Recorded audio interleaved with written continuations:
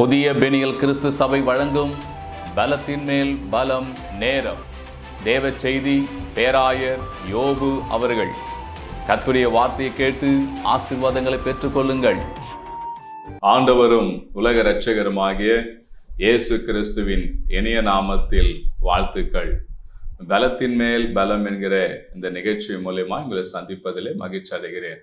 என் அன்பு தேவ பிள்ளைகளே, இந்த 2024ஆம் ஆண்டு தொடங்கி கர்த்தர் இந்த கடந்த ஜனவரி மாதம் முழுவதும் அவருடைய கண்ணின் மணி போல 31 நாளளவும் அவர் நம்மை பாதுகாத்து இந்த பிப்ரவரி மாதத்துக்குள் பிரவேசிக்க நமக்கு உதவி செய்திருக்கிறார். நாம் கர்த்தருக்கு நன்றி செலுத்த வேண்டும். அவருடைய மாறாத கிருபை தான் நம்மை இந்த பிப்ரவரி மாதத்துக்குள்ளாக பிரவேசிக்க செய்திருக்கிறது. என் அன்பு தேவ பிள்ளைகளே, இந்த மாதத்துக்காக நான் தேவ சமூகத்தில் காத்திருந்தேன். இந்த மாதத்துக்காக கர்த்தர் ஒரு அருமையான வாக்குத்தத்த வசனத்தை அவர் கொடுத்திருக்கிறார். நீங்க எல்லாரும் ஜபித்திருப்பீர்கள் என்று சொல்லி நான் நம்புகிறேன். அல்லது தேவன் நோக்கி பார்த்திருப்பீர்கள், அல்லது தேவனை நம்பியிருப்பீர்கள். நீங்கள் உங்களுக்காக தேவன் இந்த பிப்ரவரி மாதத்துல ஒரு வாக்குத்தத்தம் வசனம் வைத்திருக்கிறார். அதை நிறைவேற்ற போகிறார், அதை செய்து முடிக்க போகிறார். என்ன வாக்குத்தத்த வசனம் என்று சொல்லி பார்த்தீங்கன்னா, ஆதியாகமத்தின் புஸ்தகம் 17ஆம் அதிகாரம் அதுல 2வது வசனத்தை நான் வாசிக்கிறேன், கவனிங்க. நான் உனக்கும் எனக்கும் நடுவாக என் உடன்படிக்கையை ஏற்படுத்தி உன்னை மிகவும் திரளாய் பெருக பண்ணுவேன் என்றார். என் அன்பு தேவ பிள்ளைகளே, இந்த மாசத்தில் ஆண்டவர் உங்களை மிகவும் திரளாய் பெருக பண்ணுவேன் என்று சொல்லி அவர் உங்களுக்கு வாக்கு பண்ணுகிறார். அந்த மிகவும் திரளாய் என்ற வார்த்தையின் அர்த்தம் என்ன தெரியுங்களா? கணக்கில்லாத, அது கணக்குக்கு அடங்காத நன்மைகள். இன்னும் சொல்ல போனா எண்ணவே முடியாதாம். அந்த அளவுக்கு ஆண்டவர் உங்களை மிகவும் திரளாய் இந்த மாதத்தில் பெருக செய்ய பண்ண போகிறார்.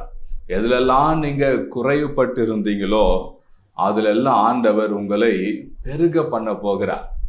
நீங்க பண ரீதியாய், பொருளாதார ரீதியாய், அல்லது சரீரத்தில் ஏற்பட்ட பலவீனங்கள் நிமித்தம் மற்றும் இன்னும் என்னென்ன காரியங்கள்ல நீங்கள் உங்க வாழ்க்கையில குறைவுபட்டு இருந்ததோ, அல்லது உங்க வாழ்க்கையில எதுவுமே இல்லாத ஒரு சூழ்நிலை கூட இருந்ததா, அதுல ஆண்டவர் உங்களை திரளாய் பெருக பண்ண போகிறார்.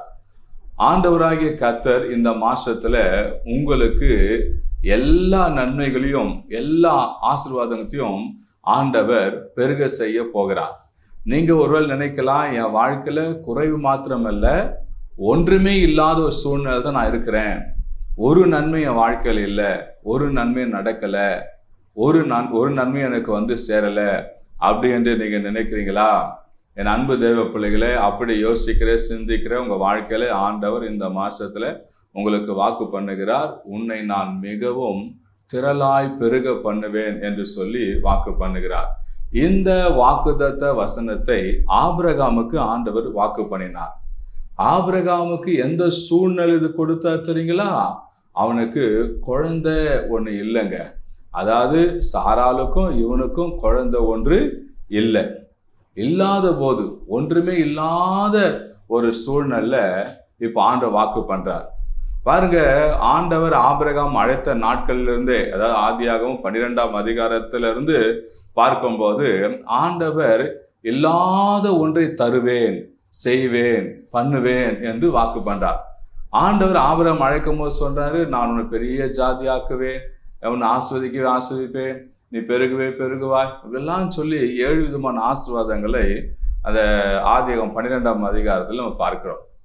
ஆனால் ஆபிரகாம் அதை அப்படியே நம்பினான், அதை அப்படியே விசுவாசித்தான். அதுல கொஞ்சம் கூட அவன் சந்தேகமே படலை. இதுல பெரிய விஷயம் என்னன்னா, ஆண்டவர் சொல்றத அப்படியே நம்பினாங்க.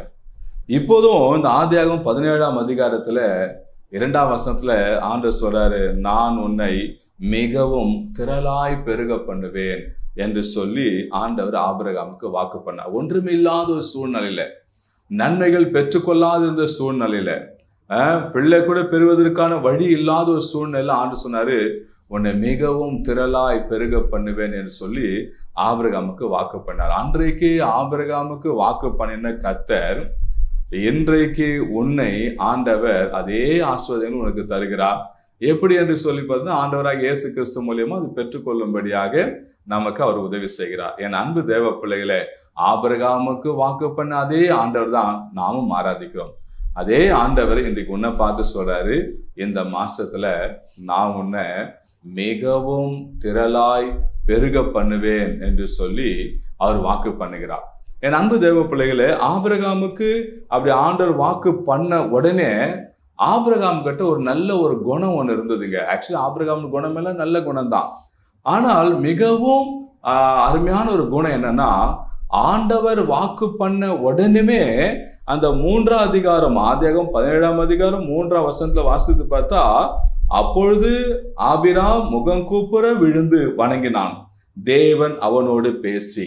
ஆண்டவர் ஆபிராமுக்கு சொன்னாரு, நான் உன்னை மிகவும் திரளாய் பெருக பண்ண சொன்ன உடனே பாருங்க, உடனே அவரு முகம் கூப்புற விழுந்து தேவனை வணங்கினாராம். முகம் கூப்புறன்னு சொன்னா அப்படியே தன் முகம் அப்படியே தரையில படும்படி விழுந்து அப்படியே மிகவும் அவர் வணங்கினாராம். கர்த்தர் நாமத்துக்கு ஸ்தோத்திரம். என் அன்பு தேவ பிள்ளைகளே, ஆபிரகாம் ஆண்டவர் பேசும் போதெல்லாம் ஆண்டவருக்கு ஒரு பலிப்பீடம் கட்டி தேவனை தொழுது கொள்வார். ஆனா இந்த இடத்துல ஆண்டவரை வணங்கினார் என்று சொல்லப்பட்டிருக்குதுங்க.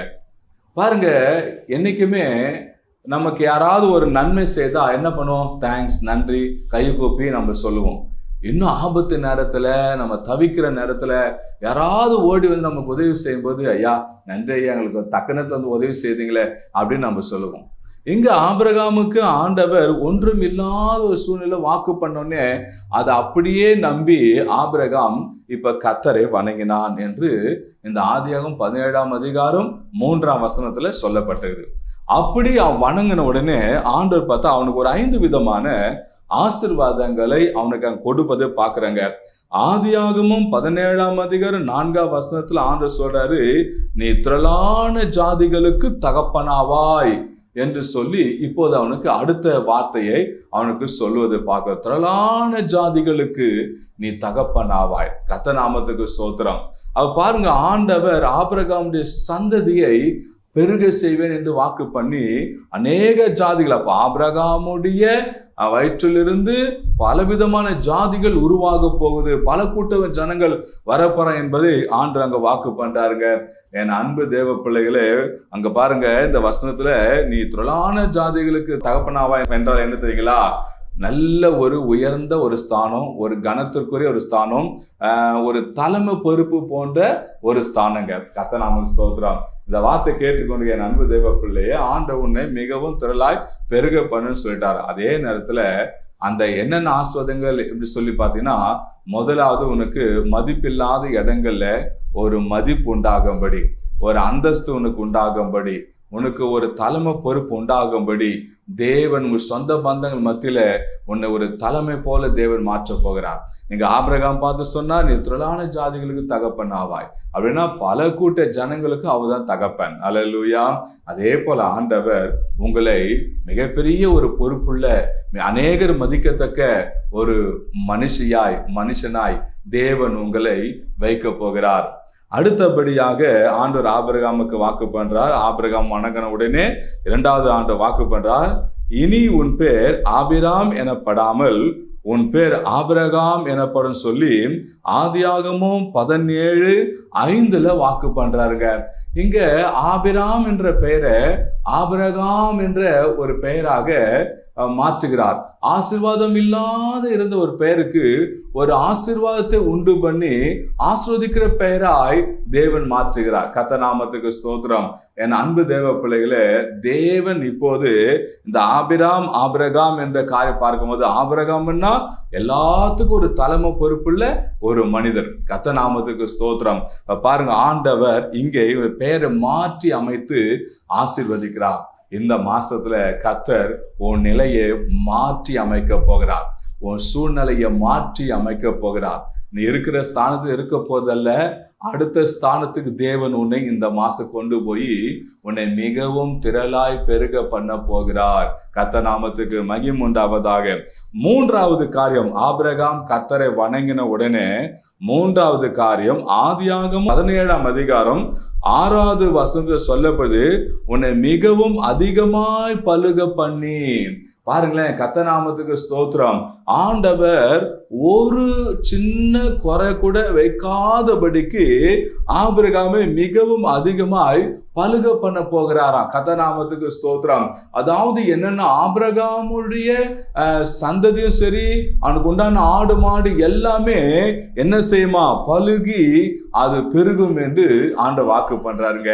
என் அன்பு தேவ பிள்ளைகளே, உங்க வாழ்க்கையில ஆண்டவர் பலுகும்படியான ஆசீர்வாதங்களை எப்படியா மிகவும் பலுகும்படி, அதாவது உங்களுக்கு இருக்கிற எல்லா குறையெல்லாம் இன்னும் அவையெல்லாம் அதிகரிக்கும்படி, என்னெல்லாம் குறையா இருக்குதோ அதெல்லாம் அதிகரிக்கும்படி, எதுவுமே குறையாவே இருக்காது, எல்லாம் நாளுக்கு நாள் அதிகரித்து கொண்டே இருக்கும். எந்த ஆசீர்வாதங்களை ஆண்டவர் இந்த மாதத்தில் உங்களுக்கு வாக்கு பண்றாரு. என் அன்பு தேவ பிள்ளைகளே, அடுத்தது ஆபிரகாம் கர்த்தரை வணங்கின உடனே ஆண்டவர் 4வது கொடுக்கிற ஆசீர்வாதம் என்ன தெரியுங்களா?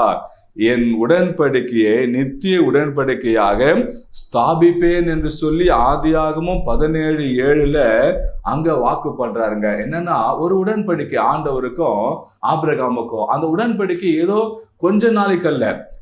சில பேர் அக்ரிமெண்ட் போடுவாங்க. ஒரு வீட்டுக்கு போகும்போது, ஒரு லேசிக்கு போக ஒரு அக்ரிமெண்ட் போடுவாங்க. நான் இவ்வளவு நாள் இருக்கிறேன், இவ்வளவு நாள் பண்றேன் அப்படின்னு சொல்லி ஒரு அக்ரிமெண்ட் போடுவாங்க. அந்த நாளுக்குள்ள அது முடிஞ்சிடும். ஆனா அதே போல இங்க ஒரு உடன்படிக்கை அக்ரிமெண்ட் ஒண்ணு ஆண்டவருக்கும் ஆபிரகாம் நடக்குது. அது என்ன அக்ரிமெண்ட் சொல்லி பாத்தீங்கன்னா, நித்தியமா இருக்கக்கூடிய ஒரு அக்ரிமெண்ட், ஒரு உடன்படிக்கை தேவன் பண்றாருங்க. நித்திய உடன்படிக்கை ஆபிரகாமுக்கும் தேவனுக்கும் பிரிக்க முடியாத ஒரு நித்திய உடன்படிக்கை ஆண்டவர் அங்க ஏற்படுத்துறாருங்க. கர்த்தர் நாம ஸ்தோத்திரம். தான் உன்னை நாள் வரைக்கும் நாம எல்லாம் ஆண்டவராக இயேசு கிறிஸ்து மூலியமா ஆபிரகாமுடைய சந்ததியா இருக்கிறோம். இயேசு ஏற்றுக்குள்ள அத்தனை பேர் ஆபிரகாமுடைய சந்ததி. காரணம், ஆண்டவர் ஆபிரகாமோடு நித்திய உடன்படிக்கை அவர் பண்ணியிருந்தாருங்க. இந்த வார்த்தை கேட்டுக்கொண்டு என் அன்பு தேவ பிள்ளை, இந்த மாசத்துல ஆண்டவருக்கும் உங்களுக்கும் ஒரு நித்திய உறவு உண்டாக போகுது. நித்தியமான ஒரு உறவு ஐக்கியத்தை கர்த்தர் ஏற்படுத்த போகிறார். எப்படி? ஆண்டவர் உங்களுக்கு அற்புதத்தின் மேல் அற்புதங்கள் செய்ய, அதிசயத்தின் மேல் அதிசயம் செய்ய, உங்களுக்கு தேவன் மேல் அதிகமான வாஞ்சை உண்டாகும், தேவன் மேல் அதிகமான பக்தி உண்டாகும். ஆண்டவர் உங்களிடத்தில் ஓடி வருவார், நீங்களும் தேவனத்தில் ஜெபிப்பீங்க, ஆண்டவங்க ஜெபத்தை கேட்க வருவார். அப்ப ஆண்டவருக்கு உங்களுக்கு நல்ல ஒரு உடன்படிக்கை, நல்ல ஒரு ஐக்கியம், தகப்பன் பிள்ளை என்கிற நல்ல ஒரு நித்திய உடன்படிக்கை தேவன் இந்த மாசத்துல உங்களுக்கு உண்டு பண்ண போகிறார். கர்த்தர் நாமத்துக்கு ஸ்தோத்திரம். அடுத்தது, ஆபிரகாம் கர்த்தரை வணங்கின உடனே 5வது ஆசீர்வாதம் என்ன தெரியுங்களா? நான் அவர்களுக்கு தேவனாய் இருப்பேன். ஆதியாகமம் 17:8. பாருங்களேன், ஆண்டவர் சொல்லிட்டார், ஆபிரகாமே, நான் உனக்கு மாத்திரமல்ல, உன் பிள்ளைகளுக்கு, பேர பிள்ளைகளுக்கு, உன் சந்ததிக்கு என் நித்திய உடன்படிக்கை நான் பண்ணிட்டேன். அதனால காலங்காலத்துக்கு நான் தான் அவர்களுக்கு ஆண்டவர், நான் அவங்களுக்கு தேவனா இருப்பேன் என்று சொல்லி ஆண்டவர் வாக்கு பண்றாருங்க. கொஞ்ச நாள் உனக்கு மாத்திரம் நான் ஆண்டவரா இருப்பேன், உனக்கு மாத்திரம் தேவனா இருப்பேன், உன் பேர பிள்ளைகளுக்கு மாத்திரம் நான் தேவனா இருப்பேன் ஆண்டவர் சொல்லல. ஆண்டவர் சொல்றாரு, நான் உன் சந்ததிகளுக்கெல்லாம் நான் தேவனா இருப்பேன் என்று சொல்லி ஒரு மிகப்பெரிய ஆசீர்வாதத்தை ஆண்டவர் ஆபிரகாம கொடுப்பதை பார்க்கிறேங்க. என் அன்பு தேவ பிள்ளைகளே, இந்த மாசத்தில் ஆண்டவர் உங்களுக்கு தேவனா இருந்த, அதாவது ஒரு பிள்ளைக்கு ஒரு தகப்பன் இருந்தால் அந்த தகப்பன் அந்த பிள்ளைக்கு என்னெல்லாம் செய்வாரோ அதே போல ஆண்டவர் இந்த மாதத்துல உங்களுக்கு தேவனா இருந்து உங்களுடைய வாழ்க்கையில எதெல்லாம் செய்யணுமோ, எந்தெந்த நேரத்துல எந்தெந்த காலகட்டத்துல எதெல்லாம் செய்யணுமோ அதெல்லாம் அவரே பொறுப்பேற்று செய்வார். அதான் சொல்றாரு, நான் உங்களுக்கு தேவனா இருப்பேன். அது மாத்திரமல்ல, நாம் பிள்ளைகளா இருந்தா அப்பாவை எப்படி மதிப்போமோ, எப்படி அவங்களுக்கு கீழ்ப்படி நடப்போமோ, அதே போல உங்களுக்கு கர்த்தர் தேவனா இருக்கிறபடியால் நீங்களும் அவரை தொழுது கொள்ள வேண்டும். என் அன்பு தேவ பிள்ளைகளே, ஆண்டவர் ஆபிரகாம் கிட்ட சொன்னாரு, நான் உன்னை மிகவும் திரளாய் பெருக பண்ணுவேன் என்று சொல்லி வாக்கு பண்ணார். வாக்கு பண்ண உடனே ஆபிரகாம் உடனே முகம் குப்புற விழுந்து கர்த்தரை வணங்கினான். வணங்கின உடனே இந்த 5 ஆசீர்வாதங்களை கொடுத்தார். என்னென்ன 5 ஆசீர்வாதங்கள்? நீ திரளான ஜாதிகளுக்கு தகப்பனாவாய், இனி உன் பேர் ஆபிராம் எனப்படாமல் ஆபிரகாம் எனப்படும், உன்னை மிகவும் அதிகமாய் பலுக பண்ணுவேன், என் உடன்படிக்கை நித்திய உடன்படிக்கையாக ஸ்தாபிப்பேன், நான் அவர்களுக்கு தேவனா இருப்பேன்னு சொல்லி ஆண்டவர் வாக்கு பண்ணாருங்க. இப்ப இந்த மாசத்துல நீங்க ஆண்டவர் உங்களுக்கு வாக்கு பண்ணிருக்கிறார். ஆபிரகாம் கொடுத்த வாக்குத்தத்த வசனத்தை இந்த மாசத்துல உங்களுக்கு கொடுத்திருக்கிறார். என்னன்னு சொல்லி பாத்தீங்கன்னா, உன்னை மிகவும் திரளாய் பெருக பண்ணுவேன் சொல்லியிருக்கிறார். ஆபிரகாம் சொன்ன உடனே ஆபிரகாம் முகம் கொப்புற விழுந்து கர்த்தரை வணங்கினான். நீங்களும் இந்த மாசத்துல கர்த்தரை தினந்தோறும் வணங்குங்க. இப்ப ஆண்டு உங்களுக்கு வாக்கு பண்ணிருக்கிறார். இப்ப நீங்க அவரை வணங்குங்க. எல்லாம் கண்களை மூடுமா, ஜபிப்போமா. ஆபிரகாமுக்கு வாக்கு பண்ணணும், ஆபிரகாம் வணங்கினான் கர்த்தரை. இப்போது ஆண்டு இந்த பிப்ரவரி மாசம் உன்னை மிகவும் திரளாய் பெருக பண்ணி வாக்கு பண்ணிருக்கிறார். நீங்க இப்போது கண்களை மூடுங்க, தலைகளை தாழ்த்துங்க. நான் ஜபிக்க போறேன். நீங்களும் சேர்ந்து ஆண்டவரே என்னை இந்த மாச திரளாய் மிகவும் பெருக பண்ணுங்கப்பான்னு சொல்லி ஜெபம் பண்ணுங்க. இதோ உங்களுக்காக நான் ஜபிக்க போறேன். அன்பின் பரலோக பிதாவே, இந்த வெள்ள சுவாமி கர்த்தரை கொடுத்த வாக்குத்தத்த வசனத்துக்காக ஸ்தோத்திரம் அப்பா. கர்த்தாவே, இந்த பிப்ரவரி மாசத்துல உன்னை மிகவும் திரளாய் பெருக பண்ணுவேன்னு சொல்லி கர்த்தாவே ஆதியாகமம் 17ஆம் அதிகாரத்துல 2ஆம் வசனத்துல இந்த மாசம் வாக்கு பண்ணிருக்கீங்களே சுவாமி. எசப்பா, கலங்கி நிற்கிற பிள்ளைகளுக்கு, எசப்பா வேதனை அனுபவித்துக் கொண்டிருக்கிற பிள்ளைகளுக்கு ஒரு நன்மையும் இல்லை என்று எண்ணிக்கொண்டிருக்கிற பிள்ளைகளுக்கு கர்த்தாவே அவங்க மிகவும் திரளாய் பெருகும்படியான ஆசீர்வாதங்களை தந்தருளுங்கப்பா, தந்தருளுங்கப்பா. கர்த்தாவே, வேலையில் இருக்கிற மந்த நிலைமை நீக்கி போடுங்க. வியாபாரத்தில் இருக்கிற மந்த நிலைமை நீக்கி போடுங்க. குடும்பத்தில் இருக்கிற வறுமை, கஷ்டம், தரித்திரம் நீக்கி போடுங்க. சரித்திர பலத்துல நீக்கி போடுங்க. ஏசப்பா, உங்களுக்கு மிகவும் திரளான ஆசீர்வாதங்களை ஆண்டவரே தந்தருளுவீராக. கர்த்தாவே, உங்களுடைய கரத்தில் ஒப்பு கொடுக்கிறோம் ஐயா. இவங்களுக்கு இந்த மாசத்தில் வர வேண்டிய ஏசப்பா திரளான ஆசீர்வாதங்கள் வந்து சேரும்படியா நாங்கள் ஜெபிக்கிறோம். ஆவியானவரே, உங்களுடைய கரத்தில் ஒப்பு கொடுக்கிறோம். பிள்ளைகளும் குடும்பங்களும் வியாபாரங்களும் தொழில்களும் கர்த்தாவே நீர் ஆசீர்வதித்து அவைகள் பலுகி பெருகும்படி நீர் கரம் பிடித்து நடத்துவீராக. உங்களுடைய கரத்தில் ஒப்பு கொடுக்கிறோம் ஐயா. உயிர் தெழுந்த இயேசு கிறிஸ்து நாமத்தில் ஜெபிக்கிறோம் ஜீவனுள்ள நல்ல பிதாவே. ஆமென், ஆமென், ஆமென். என் அன்பு தேவ பிள்ளைகளே, வார்த்தை கேட்டீங்க. உங்களுக்காக ஜெபிக்க வேணும்னு சொன்னா திரையில் பார்க்குற எண்ணுக்கு தொடர்பு கொள்ளுங்க. உங்களுக்காக நாங்கள் ஜெபிக்க ஆயத்தமா இருக்கும். இந்த வாக்குத்தத்த வசனத்தை உங்களுக்கு தெரிந்த நண்பர்களுக்கு, சொந்த பந்தங்களுக்கு அனுப்புங்க. கர்த்தர் அவர்களை ஆசீர்வதிப்பார், உங்களையும் ஆசீர்வதிப்பார். God bless you.